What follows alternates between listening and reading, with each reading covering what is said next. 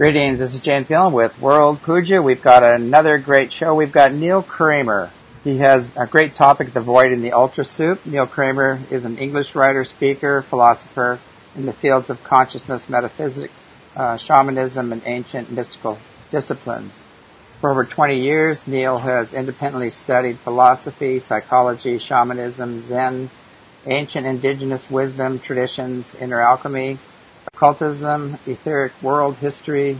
He's currently working on a book and film project and is the spirit behind the acclaimed website, the blog, The Cleaver. Neil gives interviews, teachings, and live presentations on many fascinating subjects, including paths to authentic being, sovereign empowerment, transcending systems of control, and dimensional shifting. Right up my alley. So anyway, let's welcome Neil to the show. Neil, are you with us? Yes, I am, James. Thank you for having me here. Oh, thanks for coming on the show. I love those two topics you have, the void and the ultrasoup. Do you want to go in and kind of give the listeners a description of those two subjects? Sure, yeah. Well, I think in choosing those two words, I just chose something that represents really what is something that everybody is presented with in this life, which is a choice, quite a fundamental choice.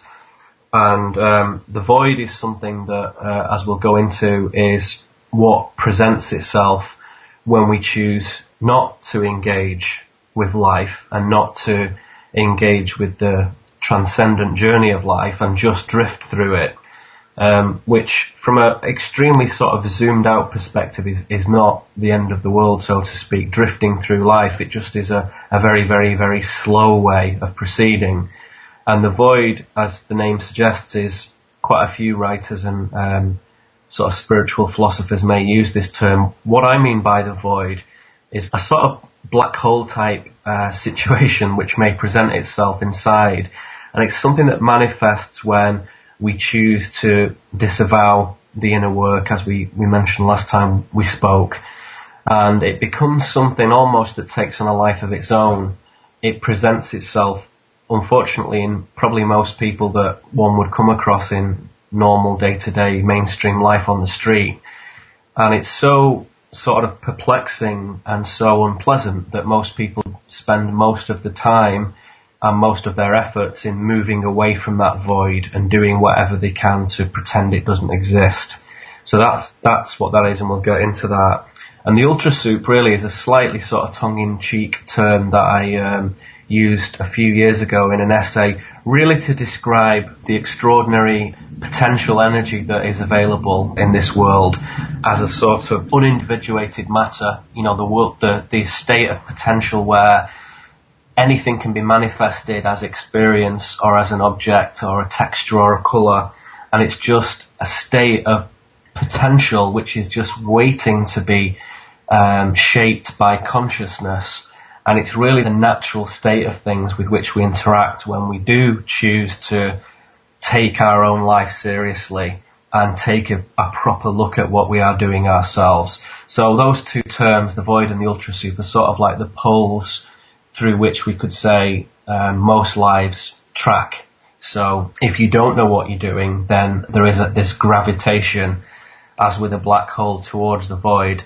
And if you do know what you're doing and you have some idea of the gravity and the sort of meaning of your own journey, even though you may not know all the details, the fact that you acknowledge that you are on a path and you are on a journey and there's something special about it, that then begins to take you to this extraordinary space of potential and of substance and of divinity, fundamentally. And this kind of ultrasoup, you know, this Akashic field, whatever you want to call it, is really the space that is the natural trajectory through which most people would go to if they were left entirely to their own sort of organic devices and they had all the time and space that they should have. So yeah, that's what that kind of means really. And it's just again a lot of shorthand just to show us. They're just kind of mental models that we can play around with. They're not absolute kind of empirical philosophies or anything as grand as that. They're just models that we can play with to show us how energy moves from a space of unconsciousness to consciousness. So that's what I'm kind of referring to when I talk about those. Yeah, the other day I just actually got back from Shasta and had to do 3 lectures right in a row, and wonderfully enough, there were some very awakened people that came to this event, so I could really get into depth on a lot of the issues. But I noticed when I left and I got out into the mainstream, I would see people walking around doing their everyday life and social consciousness, and they did seem like they were in this void and there was no love or joy or no depth. There was just this emptiness of a body that was just almost like a robot going about its daily business. Yeah, well, I mean, it is a very unusual thing. I mean, there's a saying and an idiom in my homeland, England, which is better the devil you know. And it's something that people often say when they're presented with an opportunity to do something different, or if they perhaps would consider leaving a job that they were unhappy with, or maybe leaving a husband or a wife even that they were not happy with. You would say, well, better the devil you know. Mm-hmm. And it's a shortened version of the full expression, which is better the devil you know than the devil you don't. And it really means that it's better to deal with something that you're accustomed to and comfortable with, even if it's not very good, rather than take the risk of something unknown. And what it shows us is that the unknown is so strongly equated with negativity in the social mainstream vibe that most people just don't want anything to do with it. And living this kind of idiom as a philosophy, which a lot of people do, it really limits one's experiences and one's opportunities for growth, and instead sets up a space where you just repeat the old routines, which are well established and well known because they're comfortable. So that's the devil you know, in other words. And it stifles any sort of forward movement or discovery and so on and so forth. And it's a very insidious and a very powerful negative philosophy. And it's one of the things that I sort of combat most frequently, if I can use that term, is this fear in people of the unknown. And I think we're often brought up to, as I say, to associate the unknown with something that is bad, and it's simply not a sort of organic and natural way of doing things as far as I'm concerned. And it doesn't really function in a successful survival way in terms of consciousness whatsoever. And I think I was contemplating this a little while ago when I was remembering that in the some of the Gnostic scriptures, part of the Nag Hammadi library, there's one of the tractates in there, the Gospel of Thomas. There's a little section known as the sort of secret sayings that the living Jesus spoke to this guy Didymus Judas Thomas. And one of the most frequently quoted passages in there is when Jesus said, when you come to know yourselves, then you will become known, and you will realize that it is you who are the sons of the living Father. But if you will not know yourselves, you dwell in poverty, and it is you who are that poverty. Now, before we come to the whole issue of Jesus and so on, the fascinating thing about that last sentence, but if you will not know yourselves, you dwell in poverty. What's intriguing about this is that in that translation by a guy called Thomas Landin is the beginning of the final sentence there, you will not know yourselves. Now, in the other translations by other people who've put the Nag Hammadi texts out, like this guy Patterson and Meyer and Robinson and so on, they say, if you do not know yourselves, like i.e. if you don't know yourselves, then you dwell in poverty. But Landin translates this kind of Coptic text or whatever and says will not. And this highlights the critical question of choice in self-awareness. And it's something I feel very strongly about. And it's in these words that we find the importance of choice with the inner work and with a spiritual life.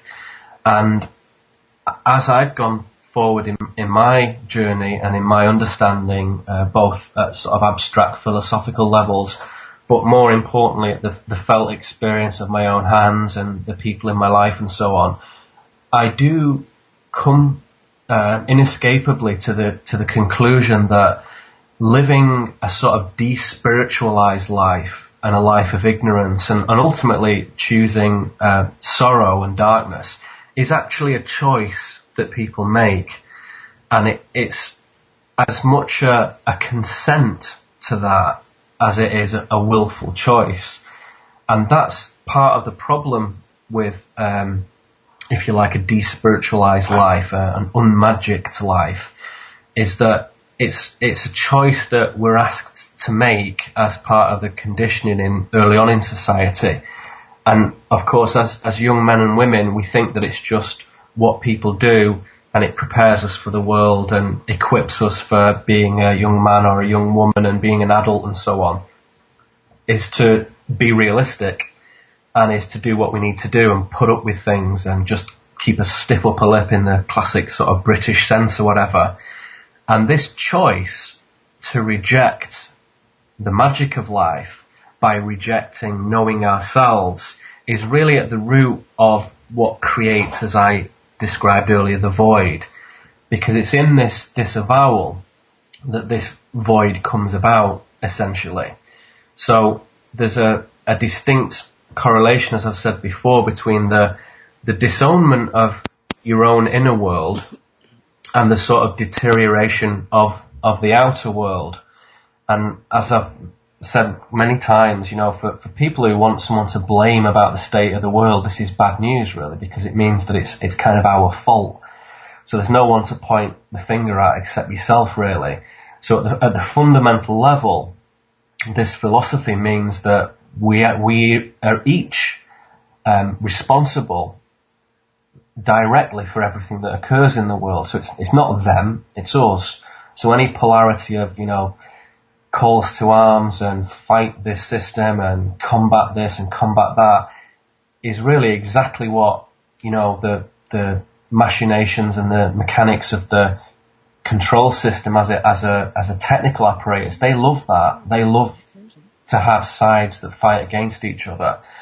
So it's important to contemplate that this left-right, capitalist, socialist, good, evil debate is an entirely sort of fake dichotomy and a real magician's misdirection, a sleight of hand that is put upon us to show us that there's nothing going on, and you can either choose one side or the other and just concentrate on that. But the fundamental starting point for change is to understand that to know something, we must first know ourselves. And to heal something, especially when we look at the state of the planet today, we must first heal ourselves, and that's where it all comes from. So the sort of cosmological cause and effect emanates from consciousness. So this is the ultrasoup side of it, the higher dimensional side of it, where the state of things is waiting to be shaped by consciousness. And that soup element of it is just like a little mental image to suggest that it's in that state of, viscosity or whatever, waiting to take form. So it's extremely important to understand that what we talked about last time, the inner work and healing oneself and working on oneself, it is the starting point really for creating a platform to say, if you do want a life that is more fulfilling and more exciting and more rewarding, then it's important to clear house and to do some kind of rewiring. But more than anything is to make take the decision, make the choice to say, I'm going to take my existence seriously, not in a particularly solemn way. One doesn't have to walk around with a grave look on one's face as a sort of, Nietzschean philosopher necessarily, but to take it seriously in the sense that it is a very important project. It's a very important art project, and it's the thing we are here to do in a sense, and it has significance and it is substantive. And I think a lot of people really don't feel that about themselves. Certainly in the mainstream, they definitely don't. But even in the alternative communities, the spiritual communities. A lot of people understand at an intellectual level what this means to the journey and transcendence and philosophical, spiritual movement and so on, but they don't actually feel it. They don't feel it in their bones and in their heart. And again, a realization I've come to, and this is a funny one to say really, but I must say it because I feel it is real, is that the difference between just thinking something and thinking, yeah, well, I know that, but I don't really feel it. The reason people don't feel it is because they actually don't really want it. So a lot of people are not quite ready to commit to the decision to lead a spiritual life, because at the sort of, I don't know, maybe genetic level, there is an understanding that once you embrace that, it changes things fundamentally, and all the routines and friendships and associations and systems of normal life change, period, forever. And most people are not actually quite ready for that. And what they're quite happy to do instead is, you know, put on a kind of groovy t-shirt and go somewhere for a course or read a special book or have a few conversations and, you know, drink some green tea or whatever and play around with the edges of it and do the things that look like it. But actually, it's not an internal commitment. They're not making the choice. So to feel it, you actually have to take it into your hands and go with it. And that is something, again, that I would suggest a lot of people are not fully prepared to do. And that, again, is this gravitation of the void, to say that is such a strange thing to contemplate. It's such an emptiness that the irony is that you can disguise that and escape it by filling your mind with all the accoutrements and all the accessories of enlightenment without actually doing it itself. And that is something that has been acknowledged throughout the centuries, really, by many teachers and students. And it's a very funny thing to say, because probably like yourself, I meet some excellent people in the course of my work and travels. And sometimes I forget that, you know, they are a tiny minority, really. And living here just right on the edges of New York City, you know, the last 5 days I've been right in the middle of Greenwich Village and Manhattan. And I was in the Bronx yesterday. And it's a completely different universe. You know, the void is dominant, and people are spending their time moving away from that in any way that they can, whether it's a busy career or whether it's hedonism and, you know, decadent lifestyles, or just despondency is also a strategy to keep away from the void, you know, because you're so miserable, so damned miserable, that overtakes the fear of the void and of this, you know, disownment of the spiritual. And it is funny, funny is probably not quite the right word, but it is very odd to see that disparity, that huge juxtaposition between people who have really taken the brave decision to change their lives and move forward, and the people who haven't.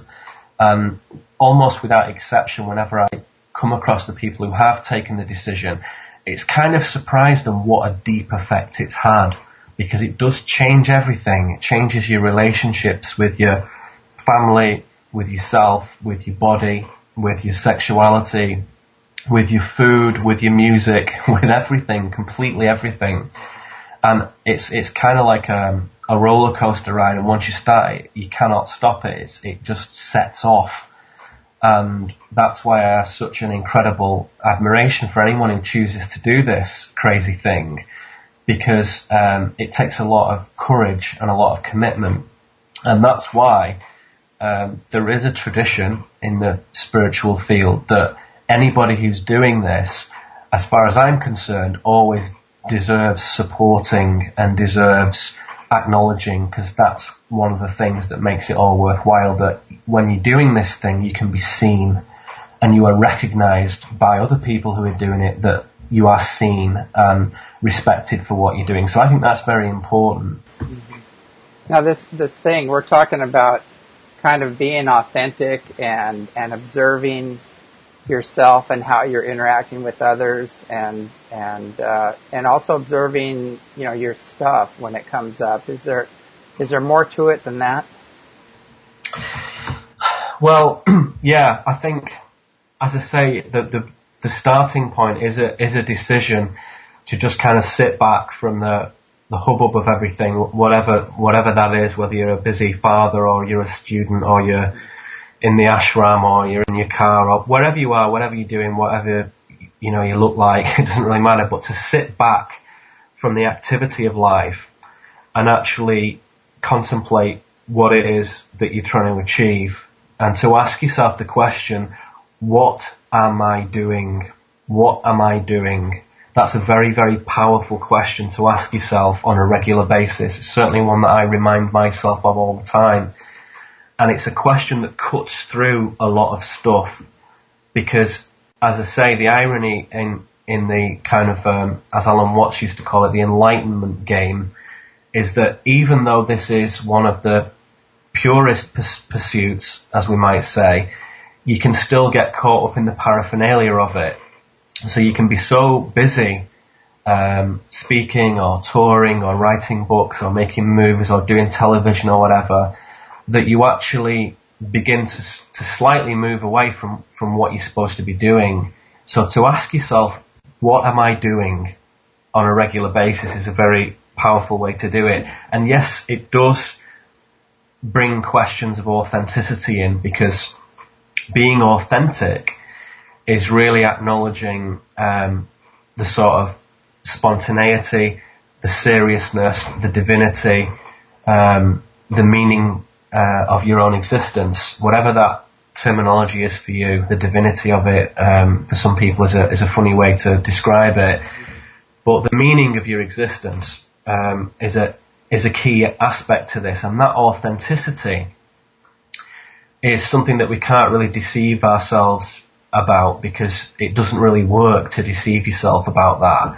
So when you're completely true to yourself, really, really with an open heart and an open mind, you know when you're being authentic to your mother or to your friend or to the bank teller or to the cab driver or whatever. You know when you're being authentic, and you know when you're not being authentic.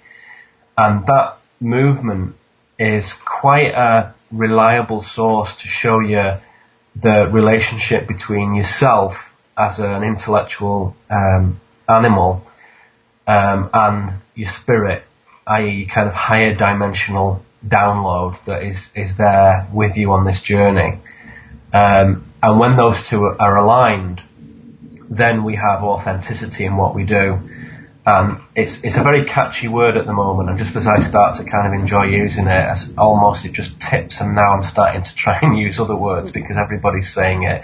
But authenticity is key. Spirit is just the old word for it, really. To have spirit in what you do and show spirit in what you do is another nice way of saying it. And yeah, it is important to bring that into every aspect of what we do. As I say, not just the retreats and the conferences and the workshops and so on, but just the very normal things as well, because that is really what it's all about.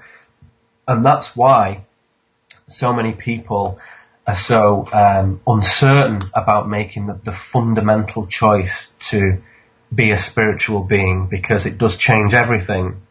And I am, again, slowly coming to the realization that it's very, very difficult to have ongoing spiritual growth in what you might call a 9-to-5 environment. It's almost impossible.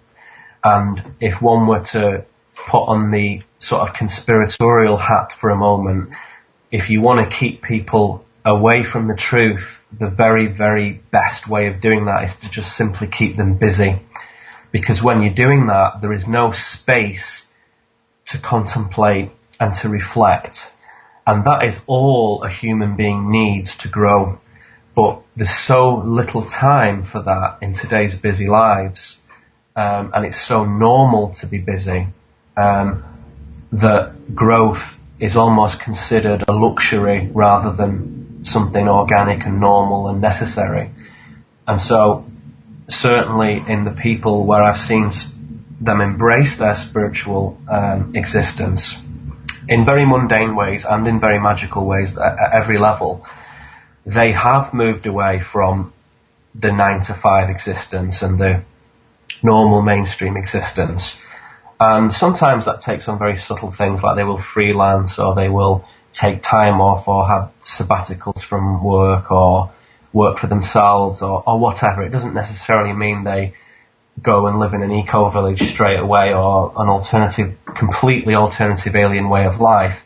It's often good to have some kind of stepping stones to that, particularly if you're a mature person and you've spent a lot of time in the mainstream. It's not wise to jump from that into the freezing cold waters of something different. It's good to acclimatise yourself bit by bit, but there's no question in my mind that as one takes hold of that new way of being, that the old 9-to-5 thing very, very quickly becomes untenable at every level, really. And you begin to realise how dehumanising it is. And so, one of the most dangerous things you could say, really, to what I refer to as the control system, which is just a sort of administrative aspect of Maya, if you like, of the construct, is to say, when you see Obama or Cameron or Merkel or Netanyahu or whoever go on television and say what our country needs is jobs and what our people want is jobs, what I say is no, it isn't. No, it isn't. People don't want that. Nobody wants to do those things anymore. What people want is play and creativity and fulfillment and exploration and love and food and warmth. That's what people want. Jobs is not what people want. And it's just a con, this Protestant work ethic of defining oneself through hard work, particularly something that you don't really enjoy, is just a scam.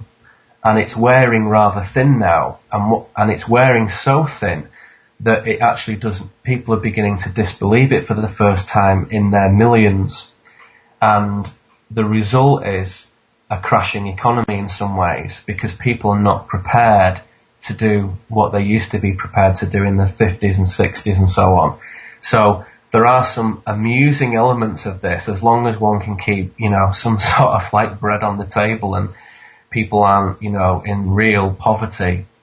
From a philosophical aspect, if we can afford ourselves that view, it is fascinating to see what's happening, because I would say that jobs in 2011 are the things that we need to begin to move away from. I don't think it needs to be like that anymore. And I really don't think, hand on heart, if people stand in the sort of, truth beam of light where they can only tell the truth, nobody really wants to do that stuff anymore. What people want are the things I said, which are natural human, instincts and impulses, which are perfectly normal and are not luxuries and are not just playthings. They are what we are here to do and what we always were here to do. It's just that we've been off track for so long that struggle has been the thing that we've characterized ourselves with, and it's just not the case, really. I agree. It just seems like the way this system is set up now, the system is set up to basically, protect the system. It's not set up for the people anymore. It's there to preserve the system and make sure the system continues. And if you step outside of the system, then you're a threat to that to that program. And the only way they know how to deal with that threat is through force. To try to get you, get your nose back to the grindstone and keep you enslaved, through survival and things like that, and keeping the manufactured lack going and things of that nature.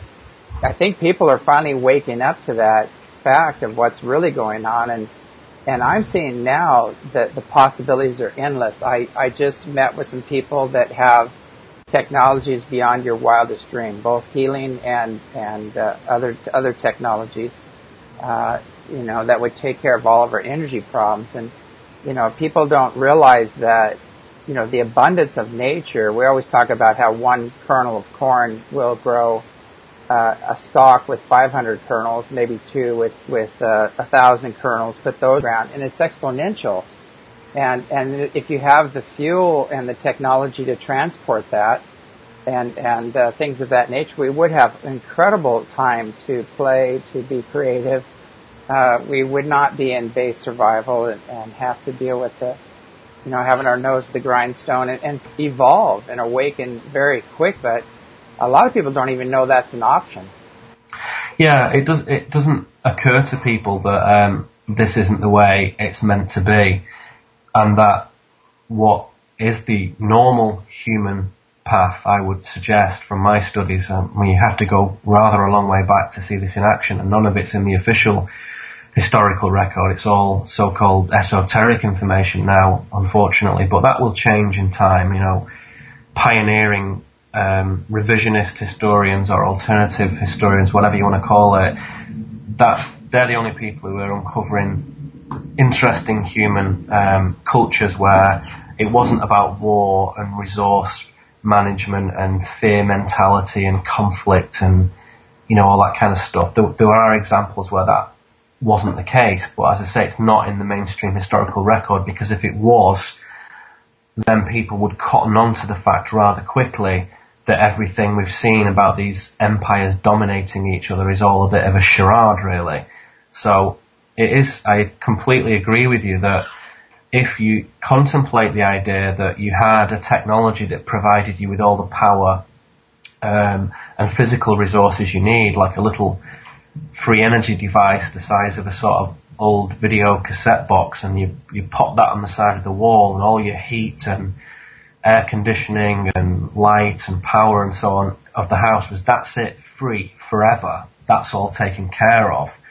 And all the proper desalination technology for turning, this ocean planet that we live on into drinking water is all freely available and, hugely advanced. Everything that you need is there. Then what would people do? What would you choose to do? Because you wouldn't need to work to pay for what is freely available.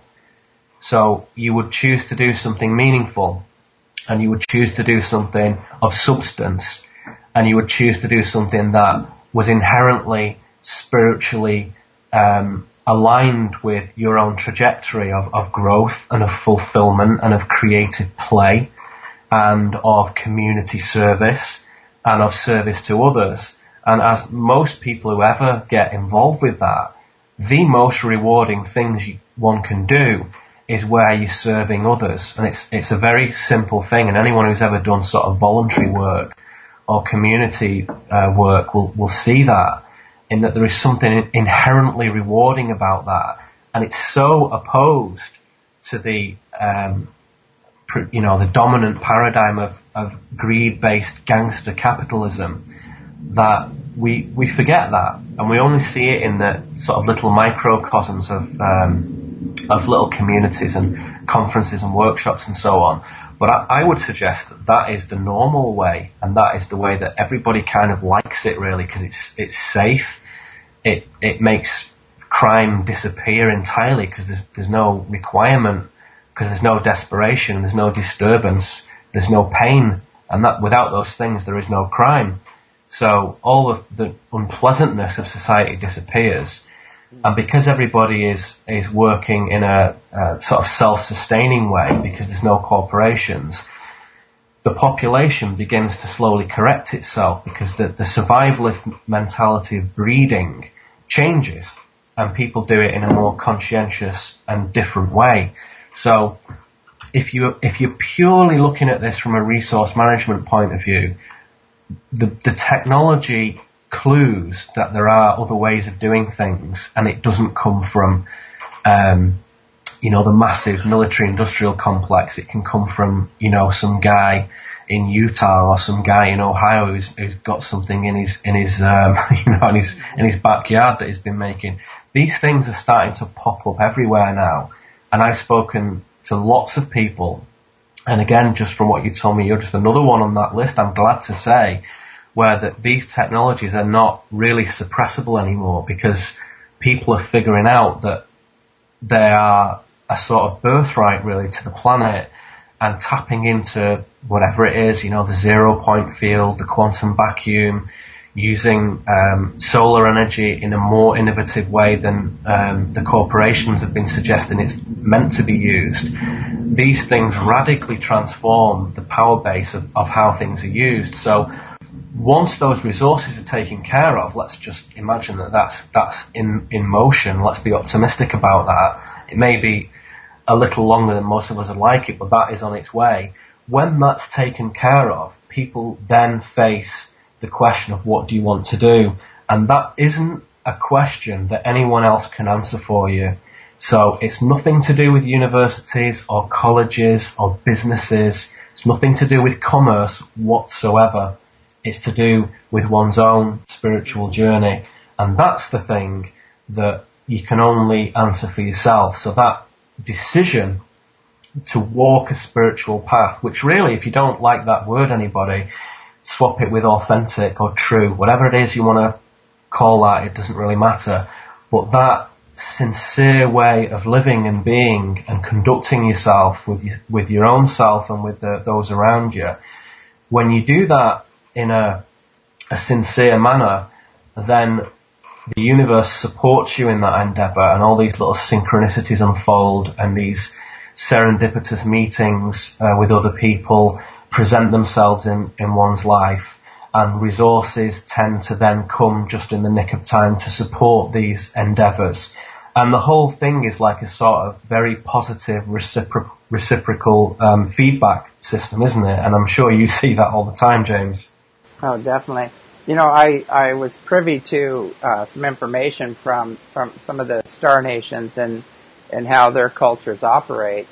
And it's completely different than what we do here. And what they do is they choose their leaders on their spiritual adeptness and their track record of service, that they've had in the past. And so, wouldn't that be nice to have here? Goodness me. Yeah, exactly. They're highly evolved, and they take their children at a certain age, and they take them up on their ships, and they power up the ship, and they put them in a state of consciousness. It's like a near-death experience. They actually turn into a light beam, and that's how they fly their ships. Their ships aren't flown as physical craft, but as a light beam or pure consciousness. And then they bring them back, so they have this total unity consciousness, one with everyone. And they're spiritually adept enough to know what their own unique purpose is, what they need to do for completion in their soul or their own soul evolution. And they provide them with all the means that they need to excel to their highest potential, and then they give back to the whole. So yes. So that way of life allowed them to evolve and just take this huge quantum leap in evolution and consciousness. And it seems like where we're at now with our present society, we do everything exactly the opposite. I know. I know, it's so, I mean, it's crazy, it's funny, it's absurd, it's horrible, all those things all at the same time, isn't it? Yeah, it seems when you awaken, that's what I was telling somebody. I've been watching, all these things go on, with the birth certificate and the wars and the hidden agendas and everything else. And I was telling everybody, I said, this is getting to me to look like a really bad B movie. and it's like, it's so obvious and so I call it sheepidity. It's the ultimate sheepidity. And it's just like when you're looking at it from the outside, and I think that's what we all need to do is just stop, like you're saying, take a break and take a good hard look with brutal honesty at what we're doing and what we're involving ourselves in, and how that may serve humanity or disserve humanity in the earth, and just start making better choices. And I think this planet would turn around in a heartbeat. I think it would, and in direct acknowledgement of what you just said, I was having a conversation with somebody just yesterday, and they were kind of suggesting that one of the useful things to do with with all the kind of spiritual philosophies and systems and technologies and all the complex themes that present themselves in our world today, particularly if you concentrating on awakening yourself. Mm-hmm. One of the good things to do is to distill things down, to boil them down into very, very simple messages and very, very simple tools, because complexity often sort of turns people off. But even with oneself, to boil it down to very, very simple terms is like a nice, handy sort of mantra or reminder of doing something. And just between the two of us, we sort of said, you can basically say that the point of being in existence is to move from a low vibrational state to a higher vibrational state and keep doing that. And when you use that very, very, very simple model, you can sort of look around, and the beauty of it is it's very non-judgmental as well. So you can look at people and say, well, you are low vibrational. You don't say it to the face necessarily, but you think, well, this is a low vibrational person. For whatever reason, through ignorance, through choice, through darkness, through this, through that, they are vibrating at a low level, and that's affecting everything, the health, the consciousness, their happiness, etc. And everything that we do is really aimed at increasing the vibration of that. And again, you can't really fake high vibrations. You can either do it or you can't. You can't just have a mood of doing it or pretend you do it or learn it off someone else. It's very unique how each of us raise our vibration and become more conscious and operate at a kind of finer level, higher fidelity, higher resolution, however you wish to describe it. But it's immutable, that movement. You can't fake it, and yet it's the only certainty really that that's kind of what it's all about. And there are definite thresholds, and this is something I'm going to go into next time I'm with you, I think, James, but there are definite threshold experiences that when you meet a certain level of vibration, you become capable of something that used to look quite extraordinary. And I think that's the secret of a lot of the history on Earth, that a lot of the feats of telekinesis or psychokinesis, as they call it these days, and telepathy and so on, and teleportation and all that stuff that seems so paranormal and strange and off-world, is extremely normal, but not at a low vibrational level. Mm-hmm. And in order to be able to be clear and pure and clean enough to be able to do it, sort of ethically and consciously, you have to have a certain vibratory level achieved. And you can only do that the long way, by your own hand, by your own hard work. You can't necessarily, cheat on that and look at someone's, exam paper and copy their results, because it's unique to everybody. That's the beauty of it. And that's what's happened. So what's gone wrong on Earth is that there are certain conditions set up, and a lot of teachers have shown this again throughout the millennia. Certain conditions were set up to keep the vibration low, and all the bad stuff is really just reflections of that. And the only way to change that is to change that vibration. And if you want to look at it physically, metaphysically, chemically, spiritually, whatever, again, that terminology, we're just talking about a higher resolution of reality, really, a higher resolution of awareness. And it's the difference, really, between, you could say, something that is sort of dark and thick and something that is light and fluid. And it is the difference between beautiful, uplifting, elevating music and, dark, depressing, atonal music or whatever. So there are moments where swings between those things are important, and the shadow and the light and conscious and unconscious are aspects of the same thing in a sense, the solar-lunar connection. However, if you're permanently in the lunar cycle, if you're permanently in the dark cycle, then it tips, the balance tips. It doesn't mean that that's bad, it just means that it's imbalanced. So that's the problem, that we need to correct that balance by, for the moment, concentrating purely on the higher vibrational energies, because that's the thing that will tip the scales back to the point of equilibrium.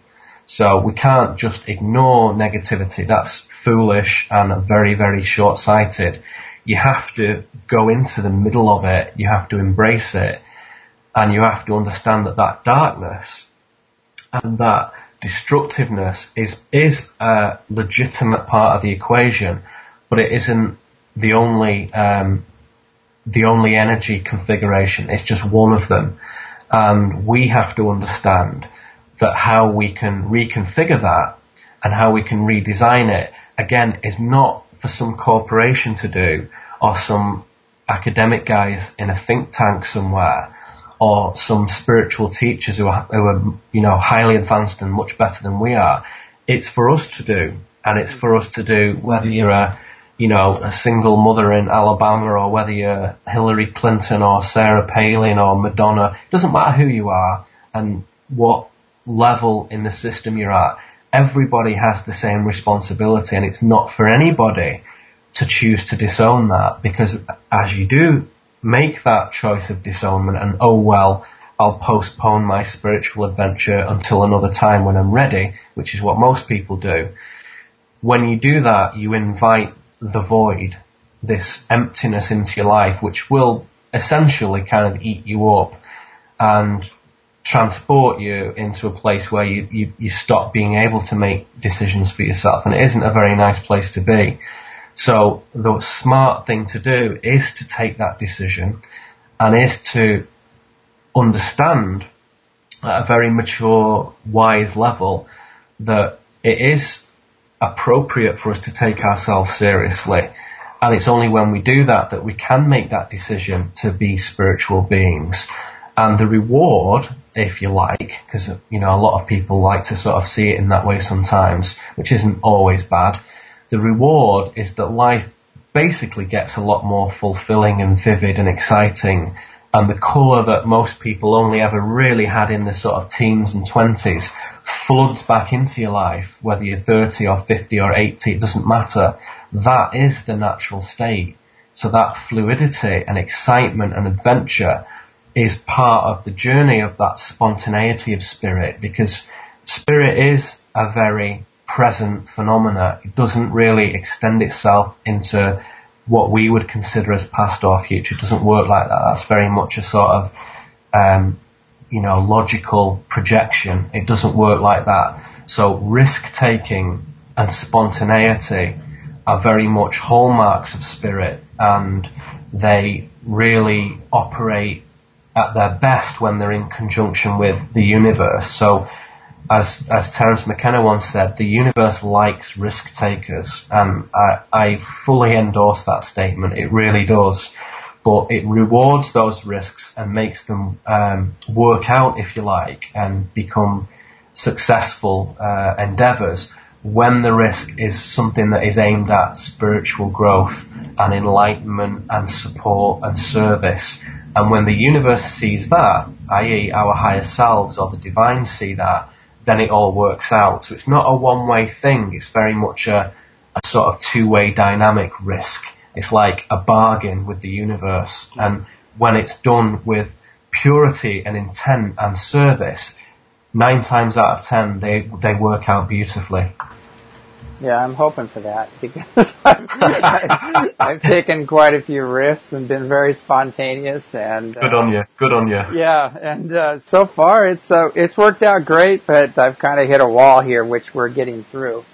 Well, yes, and that's right. And when we do hit walls and obstacles, whether it's collectively or personally or whatever, it's like a crossroads point of growth. Mm-hmm. And if we keep firm on that in terms of our commitment to spirit, then usually we see that some support mechanism falls into place to take that in the right direction. And for some people, let's take a relationship as something that we all understand. It might mean moving away from somebody forever, which you thought would be disaster, which actually is what has to happen.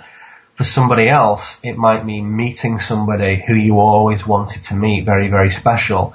So whatever those kind of earth-shattering massive things are, whether it's in business or finance or health or relationships, always these things are of a spiritual nature. And it always feels a lot more serious when it's to do with things like health and well-being and finance and things that really affect us that we can't ignore. And yet those are the ones that are most significant, because the universe has this habit of melodrama by saying, right, this is going to be so massive that you're not even going to be able to ignore this, because you're going to be awake thinking about it. And those little crises that we all come across in our lives, still, that is where the lesson is, that is where the growth is. And if we can just keep that dual dimensional view of dealing with it as a sensible adult, but also dealing with it as a spiritual adventurer, and get those two things working in parallel at the same time, in harmony, then usually you can move through them. And we all make mistakes, and crumbs, I certainly do when I go about my business. But even tripping up over your own shoelaces is part of that learning process. To make mistakes is okay. It's part of the growth. So, yeah, it's definitely a sign that the adventure continues when there are always, new twists and turns in the path. Just plain sailing really isn't part of the game here, as far as I can see. It's always something going on. You never really get a vacation while you're here. That's what I have learned, I tell you. Yeah, I agree. Yeah, it seems like somebody was talking to me once about the chaos, and he's going, so how's your life? Everything going great? And they're going, yeah, everything's smooth, everything's going great. And he goes, too bad. He said, that's excellent. Yeah, he said, you're not evolving, you're not learning anything. You're just cruising through and doing whatever needs to get done, and so, if you're not being challenged, or if you're not challenging the status quo or social consciousness, it seems like, it's very sad. You've fallen back into the stupidity program or the... Well, that's where we have to have this warrior attitude. And again, just whether it's at a philosophical or a very personal, banal level in the little things we have to take care of in our lives, that's significant. So the warrior attitude is important to be able to sort of face the universe and to face conflict and to face negative inorganic beings and to face our own demons and challenges and say, come on then, bring it on. It's like something that is smiled upon really, and something that is supported. And even though it can be a struggle, and sometimes you just throw your hands up and think, crumbs, is it worth it? When do we ever get to rest? You don't get to rest while you're in the training exercise, really, and on the, assault course, and that's what we're in the middle of. So the rest and the relaxation and the vacations, they come a little bit later, but for now, we're right in the thick of it, and that's how it has to be. So the warrior mentality is important and is significant on this spiritual path. And the old Castaneda books from the 70s would go on about this warrior thing. And, I certainly understand why Castaneda chose that language, fictional or otherwise, to describe his sort of sorcerer's apprenticeship, because that is precisely the mentality that is appropriate for meeting these challenges head on, day after day after day. Oh, I agree. It's funny, you're talking about the word alien, and, after my own awakening, and I'm still under that process, it seems like, but it was interesting because I knew I had a choice. I said, okay, I can either just go back into society and what I was doing and everything else, which was not an option, because I saw it for what it was, frequency of it and everything else, or I can go create another space where I can invite other aliens to hang out, people that are of like mind, to move forward in their own evolution. So I decided to take that journey, which was a much easier path, it seemed like, because boy, I was going nowhere the other way, and it just seems like I couldn't function anymore in society. I had to actually completely step out of society, get out in nature for a while, and get grounded and in this new reality. And then, once I was grounded in it, then I could, deal with it more as a warrior, or, with my feet on the ground, knowing this is right, this is the way I want to live, and I'm not going to be absorbed again by the beast, by the social. Well, that's right. It's so, I completely empathise with everything you've said. It's so true. And even to risk people saying, oh, crumbs, Gilliland, he's freaked out, Kramer, he's freaked out, what on earth's happened? He used to do this, he used to do that, and it was all so cool, and now he's doing this, oh my goodness, that has to happen, that has to happen. You have to step off the train totally, get off it, watch it disappear into the distance, and stand there and scratch your head and look up at the sky and think, what the hell am I doing? If you never think that, you're doing something wrong. That's important to know, that you are in a place of total and complete, disequilibrium, to be in a state where the harmony is shattered. There are no routines. You don't know what you're going to be doing in a month's time. That is good. That is a good thing. Mm-hmm. And it is part of the spiritual journey. And particularly in a society that values routines and predictability, it really does require a lot of guts to shove yourself into that kind of environment. And I've been in it, and I can tell from what you've just said that you have too. I think everybody goes through some level of that. And I think it's part of the traditional initiatory aspect of the spiritual journey to say, whether it's Buddha or Christ or many sort of Druidic and Celtic sages, to say you have to turn your back on the old way in the most undeniable and the most sort of implacable faith, to say, right, I am going to do that. And goodness, the universe really tests you when you do that. Mm-hmm. And it does it from a position of compassion and love ultimately. But early on, it sure feels like you're on your own with it. But I can say from my experiences, you're never on your own. And that's the wonderful thing about this. You're always supported in that. But that transition point, what you're talking about here is transition. That shift from one paradigm to another is very common to everybody who goes through this process, and is something that whenever you hear that story from someone else, you can just look into their eyes and you can see the light capture their eyes in a certain way, and you can just smile at them and think, I know exactly what you're talking about. Mm-hmm. And everybody knows what that smile means because we've all been through it. So that is collectively what the planet's going through right now. So all the craziness and earthquakes and wars and collapsing governments and lies and silliness, that is what the planet is going through. Is the old patterns and the old equilibriums have been smashed, and thank God for that, because they have to be.